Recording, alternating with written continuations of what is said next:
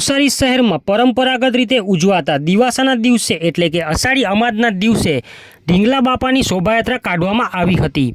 નવસારી શહેરમાં છેલ્લા 120 વર્ષથી વધુ આદિવાસી હળપતિ રાઠોડ સમાજ દ્વારા લોકવાયકા મૂકે છે અને ભક્તિપૂર્વક ઢીંગલા બાપાની શોભાયાત્રા કાઢવામાં આવે છે અને દર્શન કરવા માટે દક્ષિણ ગુજરાતના આદિવાસીમાં ઘોડાપુર ઉમટી પડે છે।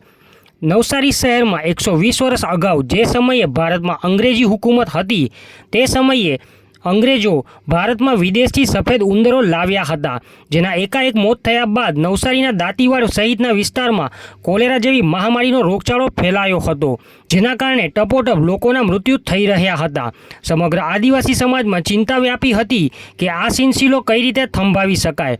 આ સમયે એક પારસી ગૃહસ્થે આદિવાસી પરિવારોને બોલાવીને કહ્યું હતું કે એક માણસ કદનો ઢીંગલો બનાવી તેની ભગવાન સમા ગણીને પૂજા અર્ચના કર્યા બાદ એને શહેરમાં આવેલી પૂર્ણા નદીમાં વિસર્જન કરવામાં આવે તો આ સમસ્યાનો હલ થવાની આશા છે।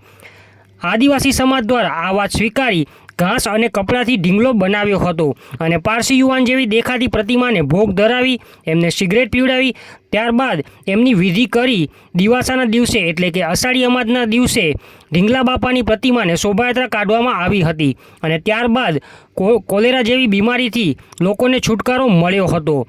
તો આજે પણ અહીંયાના લોકો જૂની માન્યતાને માની અને ઢીંગલા બાપાની શોભાયાત્રા કહારવડ ગોલવાડથી ફરી પારસીવાડ અને ત્યાંથી પરત દાંડીવાડ ખાતે આવેલ દક્ષિણ પૂર્ણામાં તેમનું વિસર્જન કરે છે અને દિવાસાના દિવસે મોટા ઉત્સવ જેવો માહોલ બને છે।